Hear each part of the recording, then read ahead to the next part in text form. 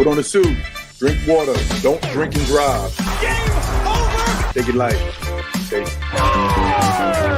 Now you're more fluent. He's got three! Up, Bears. So this is really good right here. Absolutely. Let's do it. And good evening, everybody. Welcome to the latest edition of We Got Next. I'm Ricky Hampton with my great friend, former Milwaukee Bucks center, Paul Mokeski, coming to you on a Monday evening here at Sports Fluent. Hope everybody's having a great start to the week. Big Mo, always good to see you, brother. I'm always jealous of these fine array of caps you have. The one I hate the most is that Kansas City Chief and Green Bay cap. Yeah, those are coming out soon. Hey, we're right there, preseason, baby. We got about 2 weeks to the start. Hey, Lions beat the Chiefs this week. Super Bowl, baby. Oh, yeah, right. Yeah, I got your text on that, man. Yeah, Super Bowl or bust. Hey, but Mo, and first of all, we want to welcome everybody in. Please send us your questions and comments. You got one of the most knowledgeable basketball minds in the country, in this room with you tonight. And any other questions about professional sports. I mean, that has been Paul's business for 25, 30 years, Mo? 30, 40. Yeah. We're older than that, man. Hey, Mo, when you were growing up, clearly you were all everything in high school and all that. When did you start thinking, I could do this for a living? Probably my junior year in college at Kansas when, we had a really good team. We had a really good year. We lost to UCLA in the regionals out here west. And it was one of those TV games. And even though we lost, I got MVP of the TV game at 18 points and 12 boards and losing to UCLA. But, that's probably, my junior year is when it clicked in. Kind of like in high school. I didn't know how good I was going to be in high school till probably my junior year. And then I started getting letters from colleges and, being successful and putting up numbers. And I was actually MVP of the league my junior year. And that's when I figured, hey, I could play in college. And pretty much the same thing happened in my college career. Freshman, sophomore year were okay, not great. And then my junior year, I really was one of the best players on one of the best teams. So, I figured, hey, I got a shot at this. Yeah. Well, you know what, Mo? You were right. You know what the secret is, though? The secret is be the best player you can be where you are right now. If you're in high school, be the best player on your team and the best player you can be in high school. Don't think if you're in high school, you shouldn't be thinking about NBA and pros right now. It might come, you might be good enough, but that's not the way to do this. And then if you're in college, you want to be the best college player you can be on a winning team, playing the best basketball you can play, and good things will happen. But if you're thinking ahead so much, I mean, hell, I go to AAU tournaments, 8th grade tournament, and all these parents think their players are NBA players already. Really? They're 12 years old. What are you talking about? Mo, I know, Mo. You're just not. You're not a big fan of the AAU process the way it is today, are you? I just think the development part of young athletes playing in AAU is not great. I think the evaluation of AAU basketball, they start evaluating players when they're 6 years old, is unrealistic. And I don't know who is evaluating them. Who is at the gym giving these high school players stars? Right. 3-star, 4-star. Who are these people? What are their qualifications? You might see a player and say, wow, he's a 4-star. And I see him, I'm like, no, he's a 2-star. So, I think it's just broken. And I think it's showing now in the development of basketball. It's showing how other countries who don't have AAU basketball, they have basketball clubs that work on developing skills and competition as young as you get. And then as you grow older, you do the same thing. Develop your skills and then have good competition, but more development than competition. AAU basketball is playing 50 games in the summer. Well, how many practices do you have to get better? Not very many. That makes no sense to me. And it's failing. You could see in the Olympics, you can see how it's failing now. It's failing our youth now. And the smart players train to get better with their fundamentals first. All the great players did. Larry Bird, Magic Johnson, Michael Jordan, LeBron James, all of them have practiced their individual skills and basic talents, basic skills first, and then keep developing. Even when you're, 30 years old and in the pros and making a lot of money, you're still looking to develop your game. And I think the AU takes the opposite approach. It's about who you're playing with, what rating you can get, and how many games and how much exposure you can get rather than becoming the best player that you can be. And speaking of the Olympics, I saw an interview with Victor Wembanyama, and he says, we're coming. We're coming, and he says he's determined to continue to work on his game and get better. And the guy said, are you talking about getting better for the Olympics or the NBA? He said, everything. I'm trying to get. And you know what I liked about him, man? Did you see him in tears at that game? Meant something. Yeah, I mean, that's okay. He's crying, but okay. That's all well and good, and I appreciate that. But that's not what impressed me when I saw him a couple summers ago here in Las Vegas when he came to play the Ignite. I saw his competitiveness.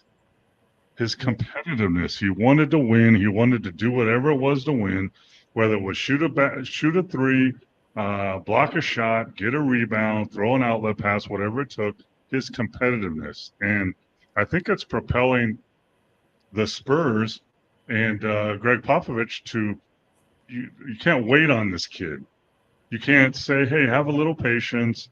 We're going to build a team around you. It's going to take 4 or 5 years. He's like, no. You need to put some people around me now so we can be competitive, get in the playoffs and compete. And that's the kind of kid he is. Hey, FYF Sports Debates. What's happening, man? Thank you for joining us. And welcome everybody out there. Send your questions, comments. He says kids pick up things naturally. With so many AAU team, young players are not exposed to as much high-level basketball or coaching. Agree. I agree so much. And you know what they pick up? They pick up bad habits. They pick up bad defensive habits. They pick up not blocking out. They pick up not making the easy play, but make the spectacular. They pick up by playing so many AAU games with so many questionable coaches. There's some good ones. There's far more not so good ones that are just barking out and yelling at players. So they pick up bad habits. And that's really sad. And that's where USA basketball is really, really lacking. Ground roots basketball. Yeah. And he says the best players now simply the kids that avoid basketball. And finally, this is let's talk about that too, because I've been around this game. I've coached at every level from prep school to the NBA and more. And I tell players, especially young players, when you go to play pickup ball, which is just fine, play tougher competition and play not just ragtag pickup ball. Work on fundamentals. Work on your left hand. Work on your passing. Work on stuff that will make you better, and that's how you get better. Yeah. What was that other question? Yeah, one more. This is why the kids of the NBA players do so well. They see better basketball and are not exposed to the LA fitness runs. Hey, we play LA fitness, man. Hey, I'm telling you, I'm in Vegas, man. There's some talent here, but there's also some garbage basketball that's played. No defense, no spacing, no ball movement, over dribbling, shooting bad shots, not good shots. So what good are you doing? But just because you play in the gym playing doesn't mean you're getting better. You make the sacrifice to get into a gym, then you should make the sacrifice to work on things that will make you better. I tell young players that all the time. Hey, I for a while here, I was doing 9 a.m. workouts here in Las Vegas on Sunday mornings. And, I get, 12, 15 kids and I say, hey guys, thanks for coming. Really, you made that sacrifice to get in this gym. Now let's do the real work and make sacrifice to get better, not just mess around. That is such a good point there, regarding putting the work in to get better. Hey, and I was wondering, I would say, like, practice makes perfect? No. Good practice makes perfect. Bad practice makes bad players. FYF, and man, we appreciate your comments tonight. He said, I'm coaching here in Arizona, coming from Indiana. It's like night and day. So much bad habits and bad basketball. EYBL is killing the game. I guess EYBL is probably youth basketball. That's high level AAU. Those are travel AAU teams that travel around the country, get the best players, throw them together, and hope they win games. But man, I agree with you so much. I grew up in California, but I went to Kansas. Indiana, obviously. Midwest basketball is different, and when you go to these these national AAU tournaments and you go watch in the gym, you can tell where these teams are from. The teams that are willy-nilly throwing the ball all over, taking bad shots, and relying on their athleticism are usually the teams from the East or West Coast, and the teams from the Midwest are the teams that can shoot the ball, move their players, take good shots. It's really, I'm here in Las Vegas, and like I said before, there's talent, but there's so much bad basketball encouraged here, and it's very frustrating when if you would just tone it down, play the right way, do the right things, and you're going to become a better basketball player. And guess what? You might get a scholarship. You might get paid for playing ball either in the NBA or overseas or somewhere if you would do that. Because I tell players all the time, because we used to say junior high stud, high school dud, right? Because the junior high athletes that are athletic and gifted, and they play quarterback and they play point guard, and that's all great, but eventually it seems to usually catch up with them. So when they go to high school, players are just as athletic, just as talented, and now you got a problem because you didn't work on your game. And I tell players, college players, overseas players, hey, listen, I don't care how high you jump, how fast you are, how athletic you are. Eventually, you're going to get to a level where people are just as athletic, just as talented, jump just as high. Now, what are you going to do? Yeah. And you can be prepared for that. Hey, what's up, David? He says also perfect practice makes perfect. Yep. And FYI, is checking back in. Prep schools are the new trend. Throw a bunch of kids in a rented house and put them in an online homeschool and rent a gym. It's a money grab with coaches promising every kid a D1 opportunity. Hey, you need to go on my Facebook, look Paul Mokeski up and message me, because I know exactly what you're talking about. I bet I could name about 3 of those programs in Arizona alone that do that. It's really bad. They promise all these kids Division I scholarships, come play for us, pay us money. Here's the problem that is creating in itself now, transfer portal. So now, when I was, 100 years ago when I was recruited from Kansas and other colleges out of high school as a senior. Okay, I'm getting recruited as a senior, and then they went to JUCO maybe. Now, here's how college coaches recruit. Transfer portal number 1. Go in the transfer portal and see what good players you can get from other teams that are ready to move. Junior college number 2, because those are older players that know how to play and their grades were bad. Number 3 is now prep school, because post-grad are the kids that didn't get any scholarships their senior year, so they have to go somewhere else. They don't want to go to JUCO, so they go to post-grad prep school and try to get noticed. Then the 4th is high school. High school players are the 4th people getting recruited now and that's the level that they're going. So if you're a high school player and you're not a 5-star one and done kind of player, you have very little chance of getting a college scholarship. And so what's left? Well, I go to JUCO if my grades aren't bad, or I go to post grad. Give me another year, and then I'll be another year older and more appealing to these college coaches. Because if I'm a college coach, I could build a tournament team that could compete in the NCAA tournament in 2 years and about $2 million. Because there's a transfer portal, and you give me that NIL money, and I can get you 7 really good players next year that can compete on a national level and get into the tournament. It'd be easy. It's easy. And you ranked high school 4. Now, 20 years ago, high school would have been first, right? High school is number 1. Then JUCO was number 2, because a lot of those JUCO players back then a lot of them were talented enough, but they didn't have the grades, so they had to go to JUCO to get grades. And now that's a problem. Can they keep those grades up at my college? So you couldn't get grades in high school. Now you're going to a JUCO and you're playing and trying to get your grades up. Now you're going to come to, USC and play for me and be able to be eligible. That's a big question. David Paul was a freshman when I was a grad assistant at Kansas. Great player and a great person. I can vouch for both of those. I got your checks in the mail, Dave. Go ahead.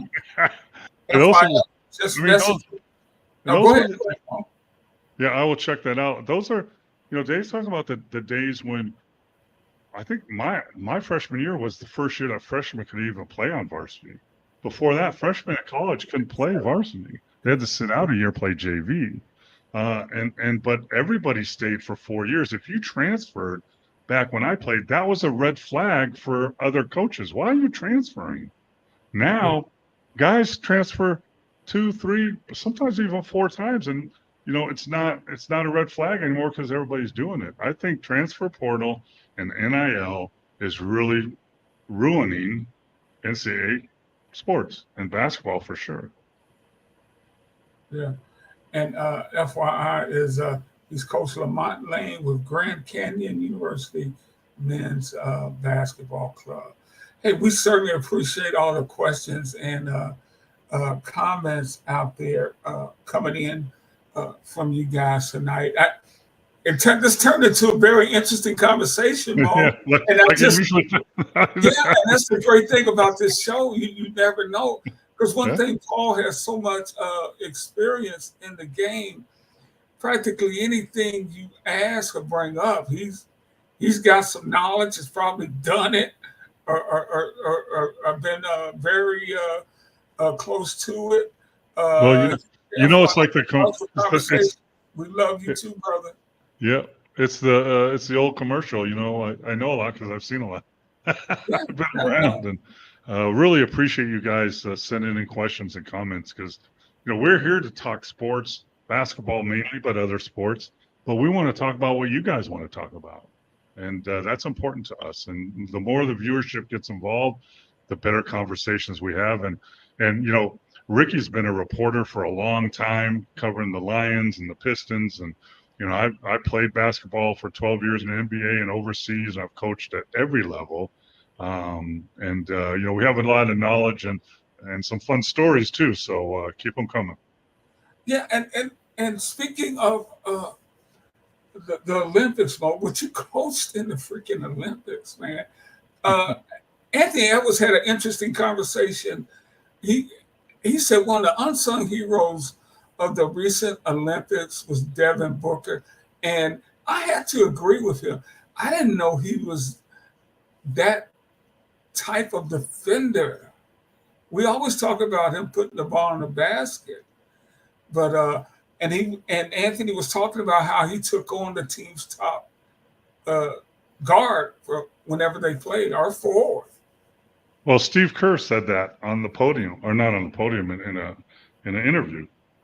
He said that Booker was one of the most important parts of our whole team to get a gold medal, and it's such a great thing because Booker's a great scorer. I mean, he can shoot the three, get to the basket. He's strong. He's got a great pull-up game. And he can score. But guess what?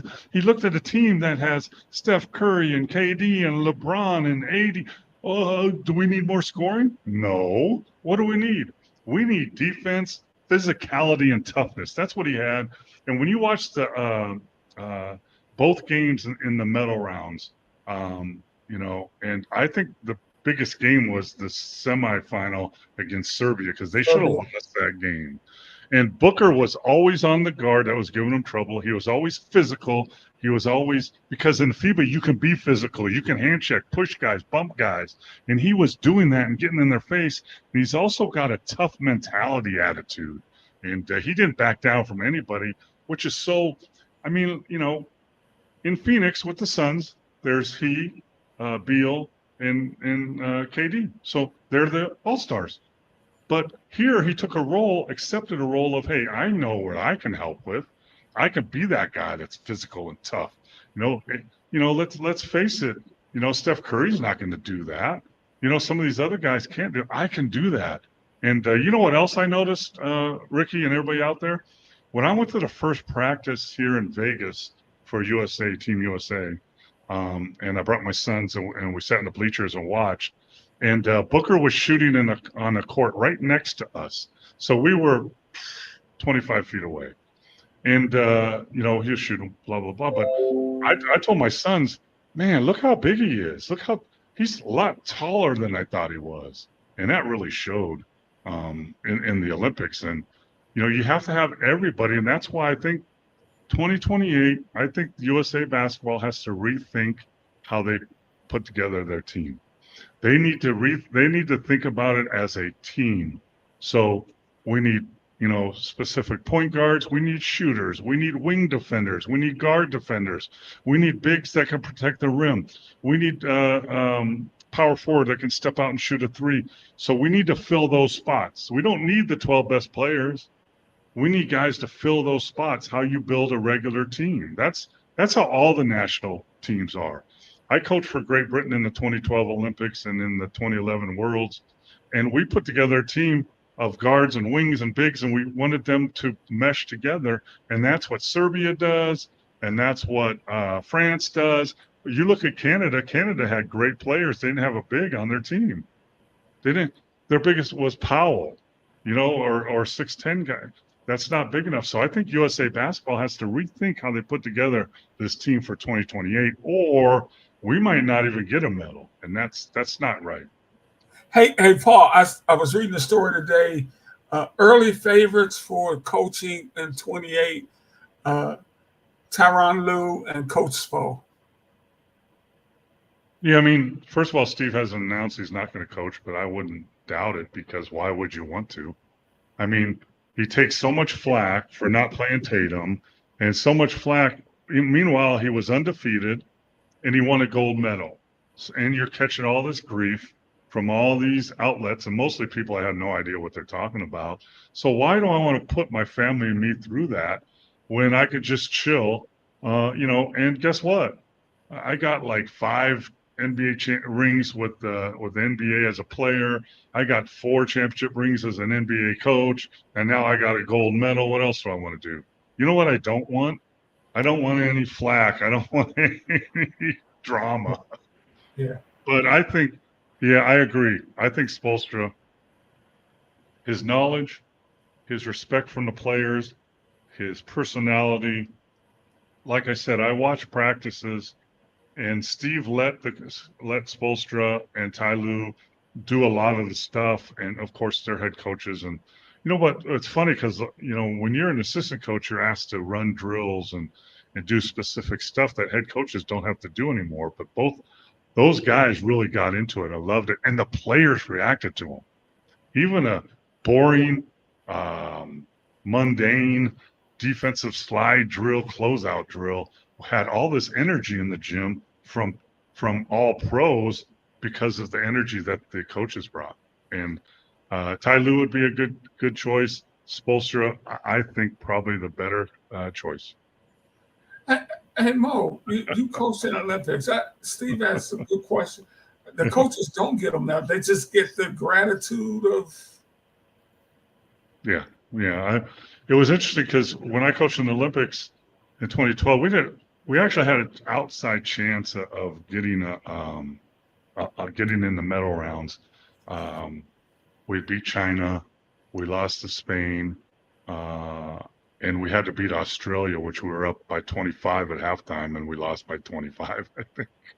And I was asking people, if we get a medal round, if we get a bronze medal, no, coaches don't get a medal.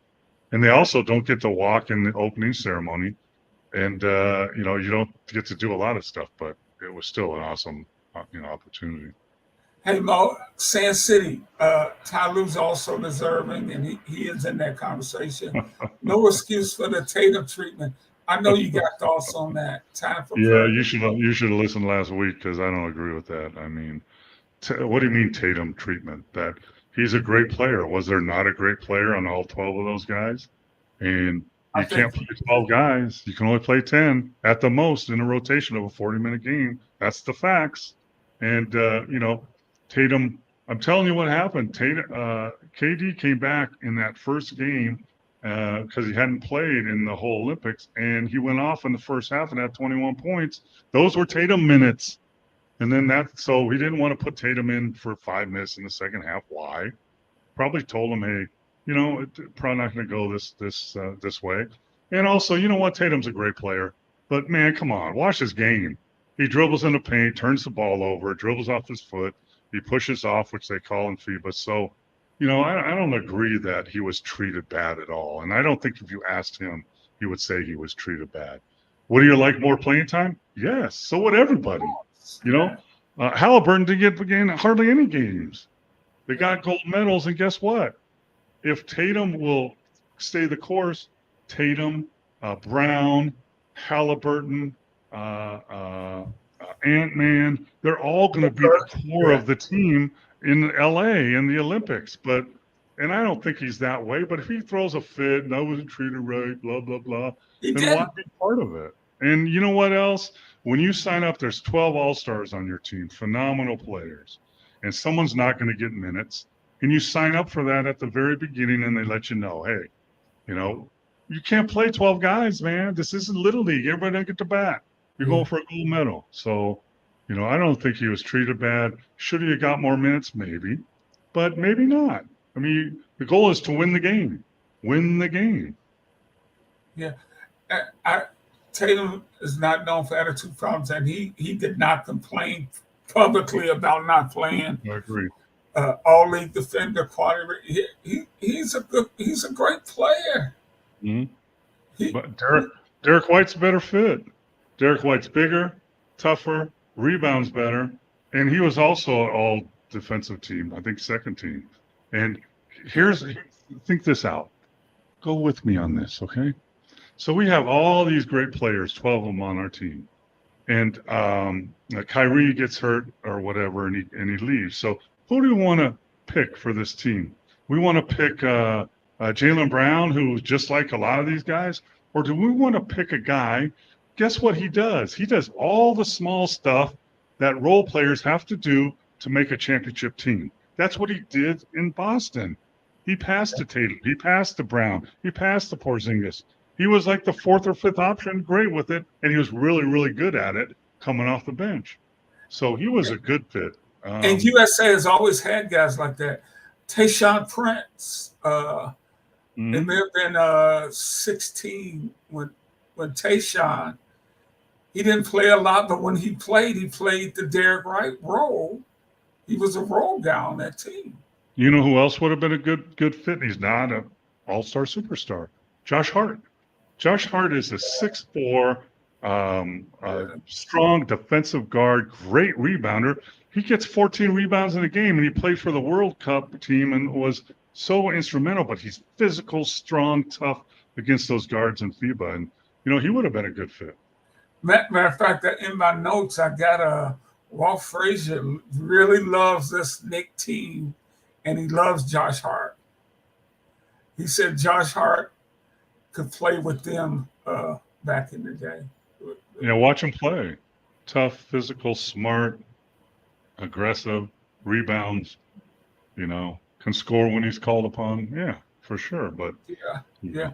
know, And Mo, what when you got to watch them practice, you talked about LeBron setting the tone for that team. yeah, I mean, winning there, The so oldest guy in there.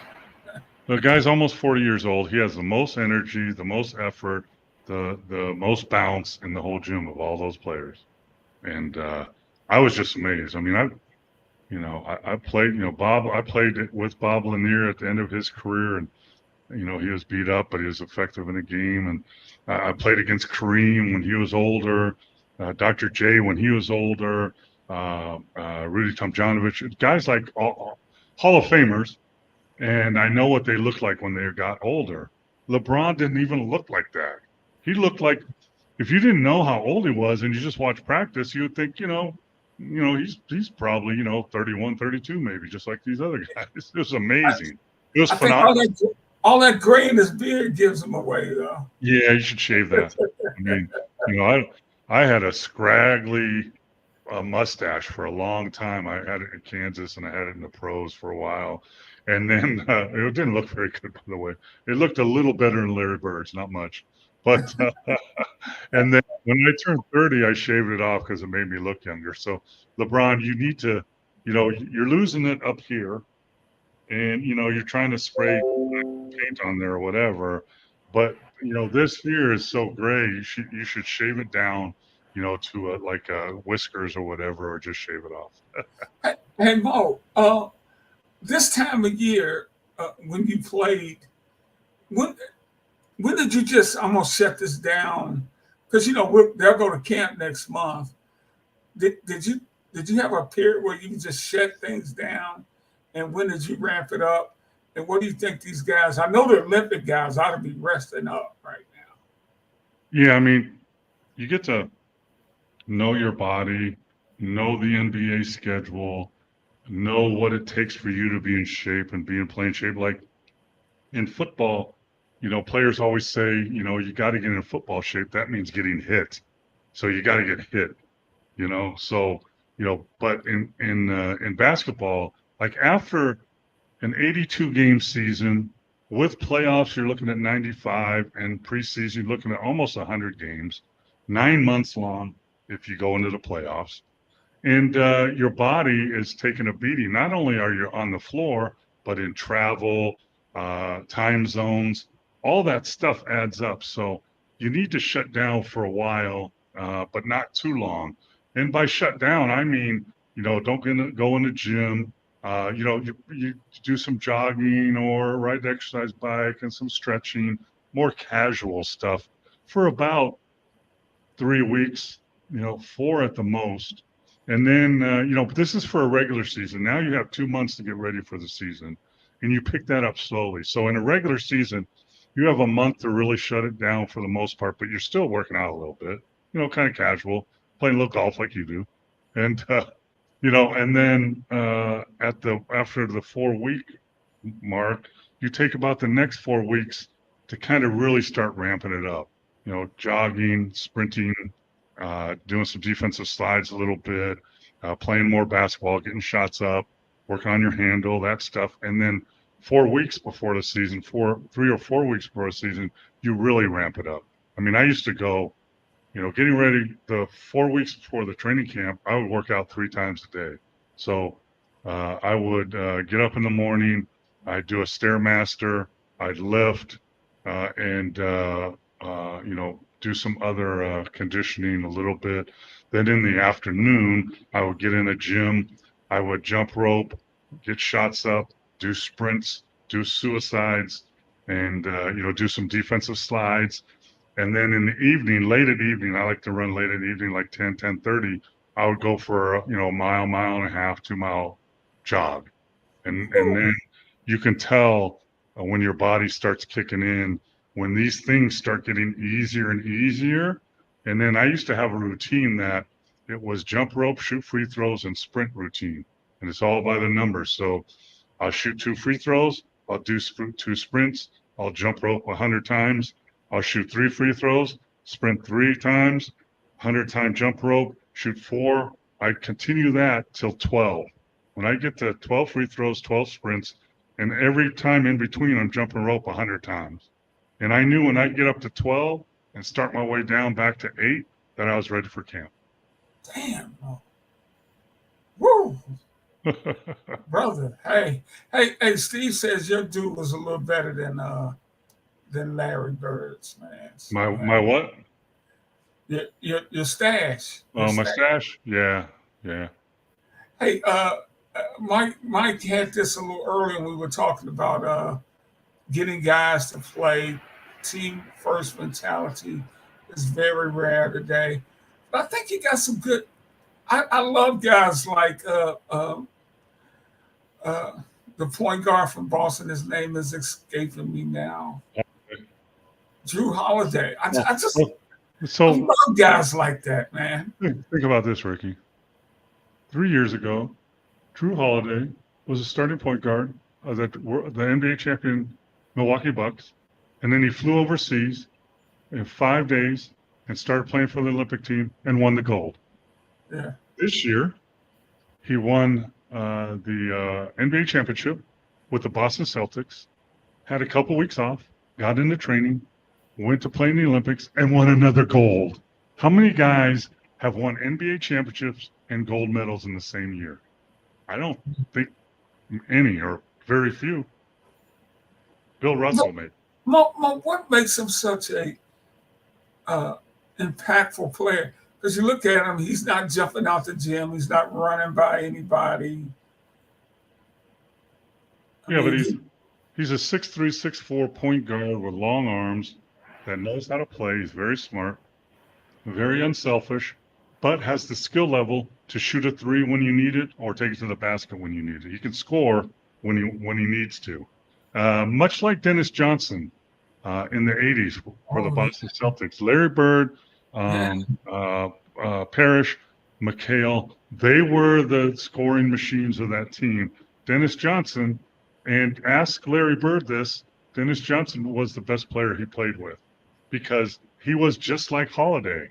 Pass, defend, physical, rebound, and then when needed, like he always made a tough shot against us in the fourth quarter to win a game. So, that kind of mentality and the willingness to do it. Everybody says people don't know their roles. I don't agree with that. You don't accept your role. Most people know their role. They just don't accept them. And a guy like Holiday knows and accepts his role and is skilled enough to do it. And Mo, and he's strong. I remember, I think I told you about it. The big center from Indiana had him in the post during the playoffs. And he's a 7-footer. That 7-footer. He pushes him out of the post. I'm like, dude, don't let this guard push you out of the post. He probably didn't want to be in the post anyway. You probably didn't want to be in the post because mostly they don't want to. But in the reality, Ricky, if you're strong enough and physical enough and get leverage, you can push bigger guys out of the post. You get down into their legs and you push them out of the post. And he knows how to do that, and he's willing to do it. Yeah. Hey, was Steve in our meeting before the show? He said a surprise team coming up this NBA. Said, Steve, we were talking about this before we went on the air. Please no picking a good team. But I do want you to talk about, and we'll get to this, Steve, who you're kind of interested to see. But we were talking about Philly before we came on the air, and you really like what they've done, Paul. Yeah, when you look at some of the moves they've made, obviously the big move they made this summer was get Paul George. So they're putting Paul George with Maxey, who, by the way, is much very similar to the guy we were just talking about, Holiday. Plays just like that, except he's younger. So they put Paul George with Maxey and Oubre Jr., who's a really good player. And then you have Embiid, and then they picked up Drummond, who can be a backup center. Eric Gordon, who's an older vet that can score. And then they picked up the kid from France. You guys know he dunked on LeBron Yabusele, who is 6'9", can shoot threes. He's long. They picked him up this week, and for NBA standards, got him for nothing. 2.2 million. It's nothing. So they've done some really good movement this summer to keep them up with Boston, who are, along with New York Knicks, probably the top three teams in the East. I wish I could say my Bucks, but they're sliding. Miami is Miami, but those three, Philly, Boston, and New York now, who's done some good stuff too, are the three strong ones in the East. In Philly, they signed Caleb Martin, and they got Reggie Jackson, just some veteran depth Mhm. in case Yep. they need it. But Yeah, you, they know their window's closing. So what are you going to do? You're going to get guys that can fill that window right now, keep it open for another 2 or 3 years. That's what they did. Daryl Morey is a smart GM. He's done some silly stuff in the past, but he's smart. but Bo, you put New York over Milwaukee now, I do. I as we mean, stand right now. you got Brunson, Anunoby, Randall, who's going to be healthy. They picked up Mikal Bridges, Mitchell Robinson, who's a really good kind of old school big. Hopefully he's healthy. Josh Hart, DiVincenzo. They have Cameron Payne, who's on that roster. They have maybe one of the deepest rosters in the East, and compete with Dallas as the deepest roster in the NBA. Mitchell is going to have to do what Hardenstein did for them last year. Which he can. He does that. He was just hurt. Right, He does that. He has to stay healthy. Now, if you put Harkenstein with that group, they're right up there with Boston, in my opinion. Yeah. Now, who's a team you're interested in watching? To Steve's question. Well, who's a surprise? There isn't one. There isn't one. Unless you're one of the top 5 or 6 teams in the East or West, you're not. Nothing's going to happen. Will we ever see a team like Atlanta a few years ago where they surprised everybody and got to the East Finals? Maybe, but that's very, very. It's not likely anymore. So What about Indy and Orlando? They had nice seasons last year. well, Indiana was favored to win it, right? Yeah. They won the preseason tournament. No one can guard them. I mean, they're impossible to guard, but then they fell short. And they got your guy James Wiseman. So who knows if he'll ever be a player or not? But and Orlando is a nice young team. They got the Wagner brothers, who both played for Germany in the Olympics, and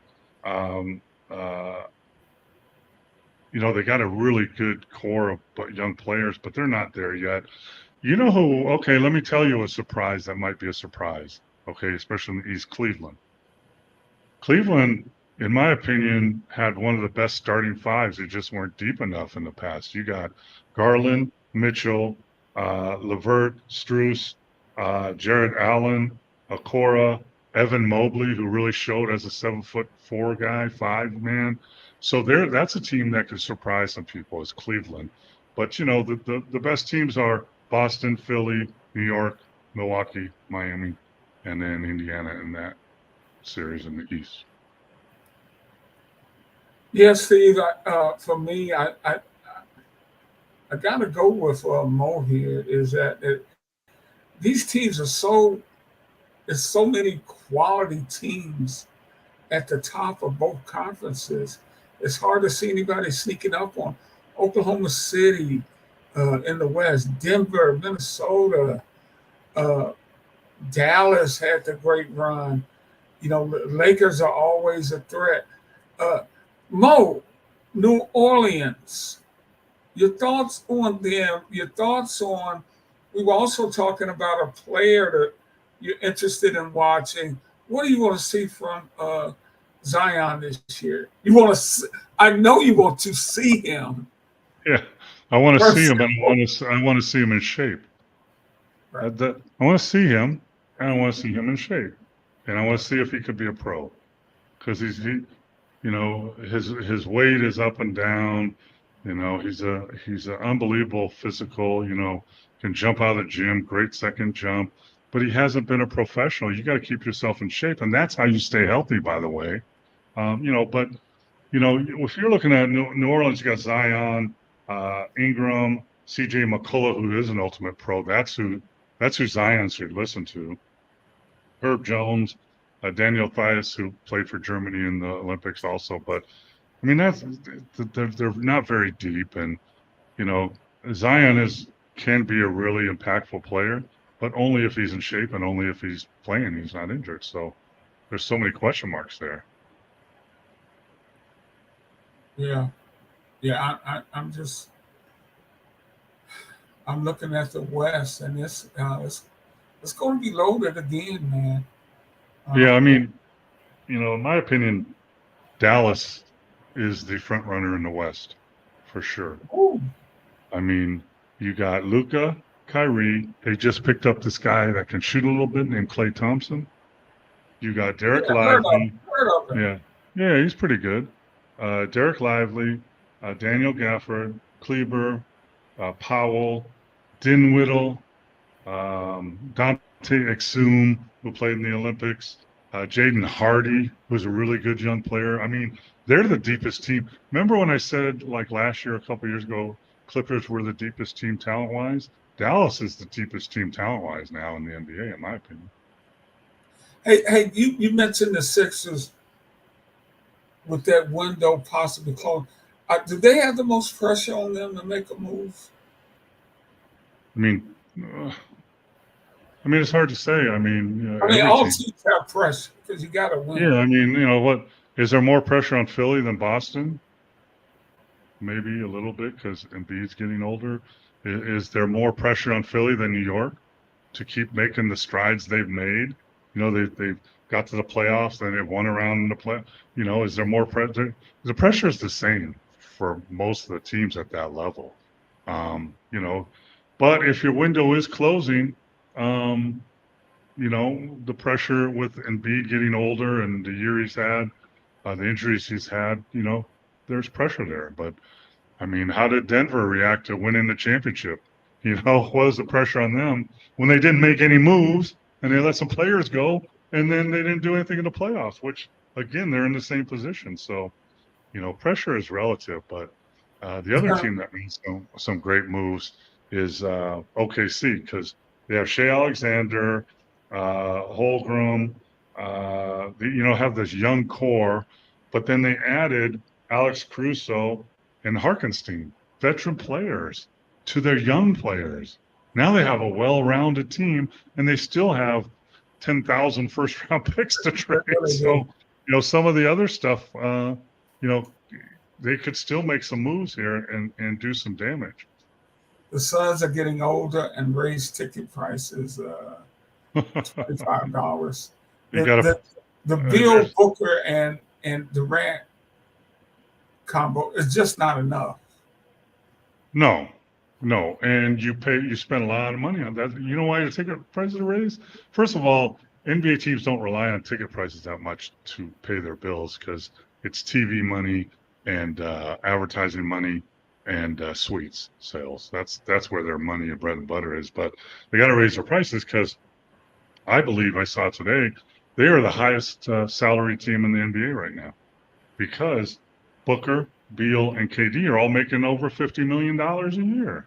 So, you don't have much money for other players, right? So, but they got Grayson Allen, Nurkic, Royce O'Neal, Plumlee. They also need to find out if Bol can play.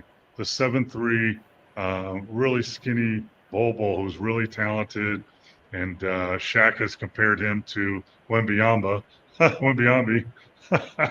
But they need to find out if he can play or not. But, if you deplete your salary cap on 3 players, it's hard to find some complementary pieces to help you win games.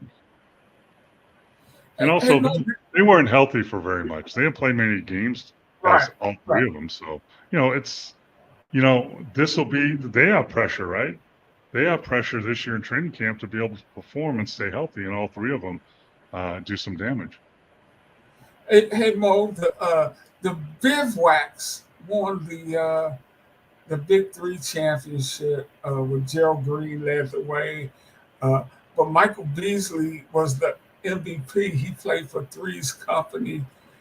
I mean, Michael Beasley is just a terrific talent. I think he was the number one pick Two. in the number two pick. And could he be a 3-on-3 Olympic guy? We gotta get us a dream team for our Olympic team, man. I mean, I watched some of the championship this weekend, and I mentioned this, and I put it out there on Facebook, I think, but I mentioned it on a show. I believe if you took some of the younger, better players in the Big Three, you would win a medal for sure and maybe the gold. And I'm talking about Beasley, Corey Brewer, Jason Richardson, Chris Johnson, a couple other guys that, they're in their late 30s. They can still play. And guess what? It's half court, 3-on-3. That's why they're playing now. So they know how to play that game. Now, the 3-on-3 game in FIBA is faster and different than what the Big Three is playing. Big Three has a 24-second clock. In FIBA, you have a 14-second clock. In the Big Three, after a basket, they clear the ball, check it. In FIBA, you just take it out of the basket, you go, keep going. It's fast paced, and you get out here, you pass it here, you do all this stuff. But I truly believe if you took four of the better players in the Big Three, they would win a medal. It used to be they had older guys, 42, 43. Now a lot of those guys are 36 years old, 35 years old. They can still play. Yeah. And as far as Beasley's concerned, Beasley has been one of the best offensive players even in the NBA for years, but he doesn't like to play defense. He has some problems, in the past with teammates and off the court. And at some point, his viability in the NBA ran out where he could actually help a team. And, man, he made some good money. He went to China and averaged 31 points a game in China, which is a hard physical league. He could beat up there. He probably made a couple, $3 million, but, I think 3-on-3 is not as grinding as 5-on-5 full court. So you can be 40, 41, 42 and still play 3-on-3 if you're in shape. So if he would be 39 and 28. Yeah. LeBron's 39 playing for the 5-on-5. Yeah, I think, you look at Corey Brewer, who can still play. He made some moves of a young man in the 3-on-3, Kevin, I can't remember his name. He's 36 maybe, or 34. Yeah, but I wish that the Olympic gold medal 3-on-3 team, don't even know who it is. Do you? No. But I know they challenged them to come play a 3-on-3 team, a Big Three team, and the winner would take $150,000. They challenged me to do that. I don't think they took them up on it. Yeah. I don't know. I just thought we would be a little better at 3-on-3. Yeah, I think whoever for USA Basketball that puts the 3-on-3 team together, there should be some pressure on them, to come through. And especially it's going to be in LA in 2028 on our home turf.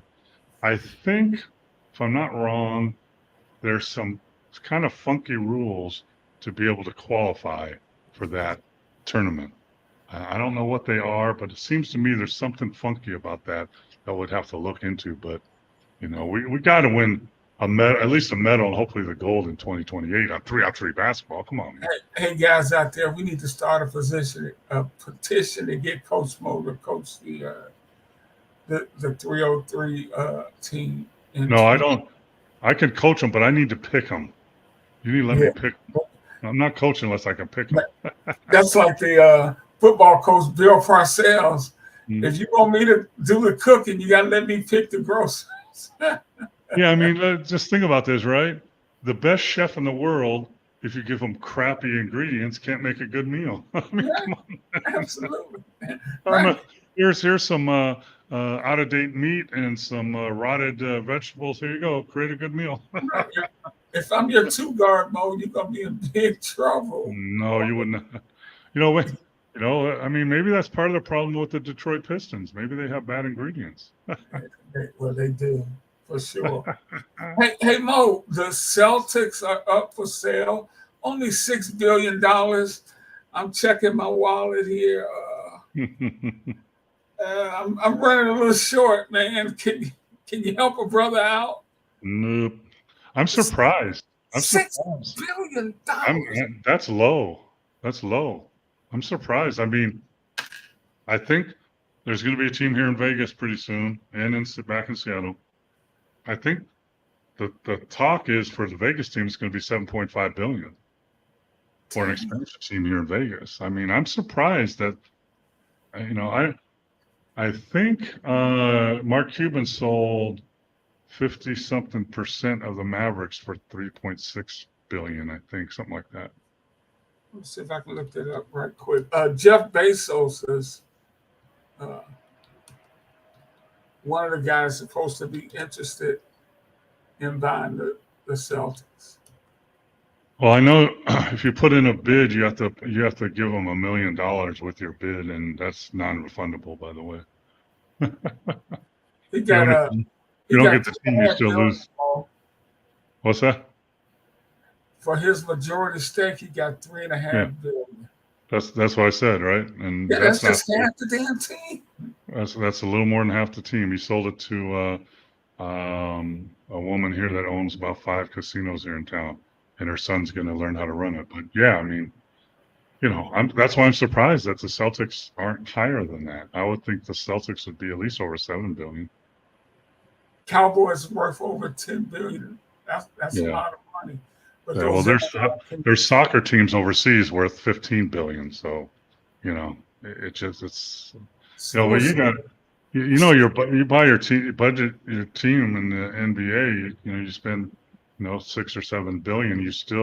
It costs you another $1 billion to run it for a year. You know that, right?